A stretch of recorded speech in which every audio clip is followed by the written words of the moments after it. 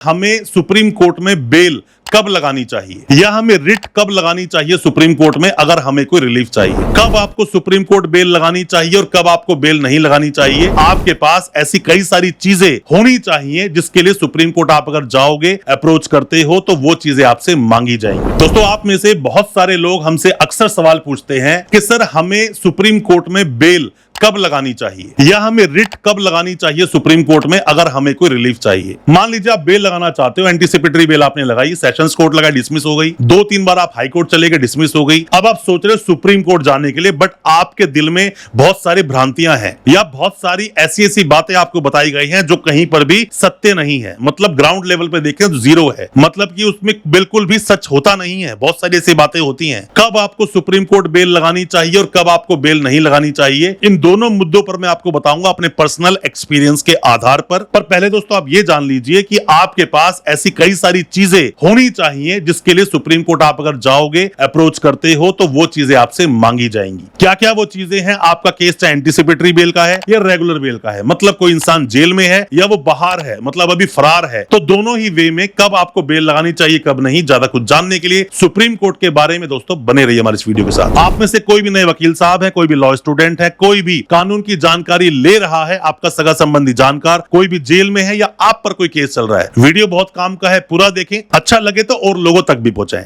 दोस्तों होता क्या है कि मान लीजिए किसी इंसान को एंटीसिपेटरी बेल लेनी है। पहले एंटीसिपेटरी बेल की बात कर लेते हैं। उसने सेशंस कोर्ट में बेल लगाई, बेल डिसमिस हो गई। वो हाई कोर्ट गया, बेल डिसमिस हो गई, दोबारा से बेल लगाई। हालांकि successive anticipatory bail is not admissible अगर सेम ग्राउंड्स पर जा रहे हो। बदलाव क्या हुआ, सर्कमस्टेंसेस क्या बदले, क्या ग्राउंड्स चेंज हुए, कौन सा आप जजमेंट या साइटेशन लेकर आए हो, तो दोबारा बेल को सुनाया जा सकता है। बट सेम चीजों पर दोबारा आप बेल नहीं लगा सकते, आपके ऊपर कॉस्ट लग सकती है, ध्यान रखें आप। अब सुप्रीम कोर्ट आप जा रहे हो दोस्तों बेल लगाने के लिए। सुप्रीम कोर्ट में भी एक बार आपका जो भी कुछ ऑर्डर हो गया उस पर निर्भर करता है। अब वो आपको बेल मिली है, सरेंडर के लिए टाइम मिला है, स्टेट अवे आपकी बेल डिसमिस कर दी गई है या कोई और डायरेक्शन दे दी है सुप्रीम कोर्ट ने। ये बहुत तरह के केसेस में होता है जब भी वकील साहब जाते हैं सुप्रीम कोर्ट। अब मैं अपने पर्सनल एक्सपीरियंस की दोस्तों बात करता हूं। सबसे पहले कई बार देखने को मिलता है कि आपने सेशंस कोर्ट में तो कोई खास ग्राउंड लिए नहीं, हाई कोर्ट गए तो वहां पर भी बहस नहीं हुई, मतलब जो ऑर्डर बना वो कोई स्पीकिंग ऑर्डर है नहीं, मतलब आपने वहां पे आर्ग्यूमेंट्स नहीं की। अब सुप्रीम कोर्ट में सारे ग्राउंड आप डालना चाहते हो। बेहतर है मैं आप सभी को बताता हूं दोस्तों होता क्या है ना कि जो एक ट्रायल कोर्ट में जो वकील लोग प्रैक्टिस करते हैं ना, ये ऐसा कुछ मान लीजिए कि अगर आपका ट्रायल चल रहा है ना तो आपकी जैसे बच्चे की जन्म कुंडली बनती है ना बचपन में और वही पूरा भविष्य तय करती है, उसी तरह से अगर आपका ट्रायल चल रहा है तो जो वकील साहब आपका केस लड़ते हैं वो आप कुंडली लिखते हैं कि अब आपको सजा होगी या बरी होगे। सजा हुआ अगर मान लो मामला 302 का तो पूरी जिंदगी की बात है, पॉक्सो का केस सेक्शन 6 का पूरी जिंदगी की बात है, एनडीपीएस का केस कमर्शियल क्वांटिटी पूरी जिंदगी की बात है दोस्तों। तो ऐसे मामलों में गलतियां ना करें, सेशन कोर्ट में ही पूरे ग्राउंड्स लें। क्या क्या आपके ग्राउंड्स हैं, कहां कहां आपके फंडामेंटल राइट का वायलेशन हुआ, बेसिक्स केस के क्या बोलते हैं, इसके बारे में बताऊंगा मैं। बेसिक्स क्या होते हैं, बेसिक्स केस के क्या बोलते हैं, पूरे ग्राउंड्स लो अपनी पिटीशन को। क्योंकि कई बार हम क्या करते हैं जब सुप्रीम कोर्ट बेल लगाते हैं तो उस पिटीशन को भी साथ में लगाते हैं कि मेरा ये ग्राउंड्स थे बट स्पीकिंग ऑर्डर बना नहीं कुछ। हाई कोर्ट में आपने बेल लगाई तो हाई कोर्ट की कई बार पिटीशन साथ में लगाते हैं कि हमने ये सब बातें बोली थी जिसको क्या सुना ही नहीं गया। तो पहले तो ग्राउंड्स बहुत ज्यादा इंपॉर्टेंट चीज होते हैं, बहुत महत्वपूर्ण रोल प्ले करते हैं। मैं आपको दोस्तों प्रैक्टिकल बातें बता रहा हूं जो किताबों देखने को नहीं मिलेगी आपको, पर ये चीजें आपके बहुत काम आएगी। पहली बात होती है ग्राउंड्स आपको पता होना चाहिए। दूसरी बात बेसिक्स क्या है, जैसे कि मान लीजिए कोई भी अपराध हो, मैक्सिमम सजा पनिशमेंट 7 इयर्स है, उसमें 41A का नोटिस या 35(3) का जो नोटिस, अब जो नया कानून बना बीएनएसएस का जो प्रोविजन है 35(3) का, वो पहले 41A का नोटिस था, नहीं दिया गया। आपने बेल लगाई सेशंस कोर्ट में, आपने ग्राउंड नहीं लिया, बेसिक है किसी केस का। हाई कोर्ट के ग्राउंड नहीं लिया, सुप्रीम कोर्ट पहुंच गए तो ये आपके बेसिक्स ही क्लियर नहीं थे केस को लेकर। अब मान लीजिए एक डॉरी डेथ का केस है, 304B लगा हुआ था किसी के ऊपर, 80 जो बीएनएस का सेक्शन बन गया, या फिर 498 का जो आप केस बोलते हो, उसके अंदर ये जो डेथ है ये नेचुरल है। कोई इंसान सफर कर रहा था, बहुत ज्यादा सीरियस डिजीज थी, उससे वो मरा और केस दर्ज हो गया, तो ये बेसिक ग्राउंड है, उस ग्राउंड को ले लो। कई बार मामला क्या होता है कि नॉर्मल सा, मान लो पॉक्सो का ही केस है, मतलब हस्बैंड वाइफ के बीच में डोमेस्टिक डिस्प्यूट चल रहे हैं बहुत सारे और बच्चे से केस करवा दिया, ये बेसिक्स है। अगर आप ये बेसिक ग्राउंड्स को पकड़ लेते हो, एनडीपीएस का मान लीजिए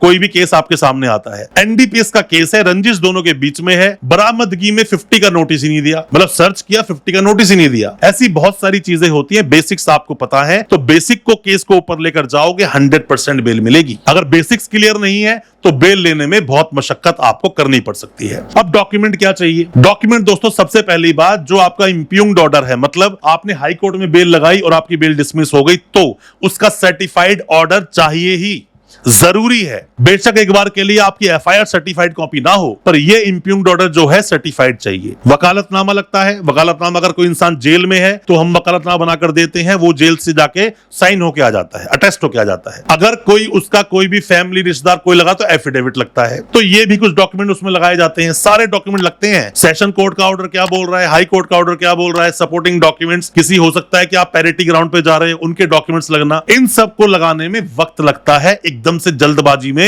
कोई भी चीज को लगाना गलत है। पिटीशन जो रेडी हुई, जो ड्राफ्ट रेडी हुआ आपकी बेल में, उस ड्राफ्ट को आप पढ़ो। क्या आपके सारे ग्राउंड उसके अंदर हैं? जो वकील साहब ने बोली सारी बातें हैं? क्या आपसे डिटेल में वकील साहब ने बात की है? सुप्रीम कोर्ट में बेल लगाना कोई छोटी मोटी या कोई हलवा वाली चीज नहीं है, बस लगा दो, ऐसे नहीं। इस चीज को सही तरीके से प्रेजेंट करना होगा। हालांकि इतना ज्यादा वक्त सुप्रीम कोर्ट में मिलता नहीं है, तो बेटर होगा पिटीशन को अच्छा बनाएं, पिटीशन में सारी बात लिखें, उससे ही आपकी बेल तय हो जाएगी। अगर आपको लग रहा है एंटिसिपेटरी बेल नहीं मिल रही, तो आपके वकील साहब 2 वीक्स 3 वीक्स 4 वीक्स का टाइम मांग लेंगे सरेंडर करने के लिए। ये भी एक प्रोविजन हो सकता है। अब रेगुलर बेल में आप गए हैं, कोई इंसान जेल में है, तो ऐसे में ट्रायल को एक्सपेडाइट करने के लिए भी वहां से ऑर्डर करवाया जा सकता है, या कोई ना कोई ऐसा ऑर्डर पास होता है जो आपके फेवर में आ ही जाता है, बट देखना पड़ता है केस को आपने कितने अच्छे से प्रेजेंट किया। साथ में ही आप जब सुप्रीम कोर्ट जाते हैं, कोई इंसान अगर जेल में है, तो ऐसे में कुछ चीजें और भी देखी जाती हैं। कस्टडी कितनी काट चुका है सामने वाला, साल, 1.5 साल, 6 महीने, 8 महीने। साथ में ही चार्जशीट का क्या स्टेटस है, इन्वेस्टिगेशन पूरी तरह से कंप्लीट हो गई है, नहीं हो गई है, कोई ऐसा जजमेंट तो नहीं है जिस जजमेंट का वायलेशन हो रहा हो। तो ये सब चीजें भी आपकी बेल लेने में हेल्प करती है। हालांकि बहुत सारी बातें हैं सुप्रीम कोर्ट के बारे में, डिटेल में बताएंगे, वीडियो बहुत लंबा होगा। अपने सवाल पूछना कमेंट बॉक्स में, मैं आपको उसका रिप्लाई जरूर करूंगा। हो सकता है मेरे किसी रिप्लाई से आपकी कोई मदद हो सके। कोई भी सवाल है पूछ सकते हो, या फिर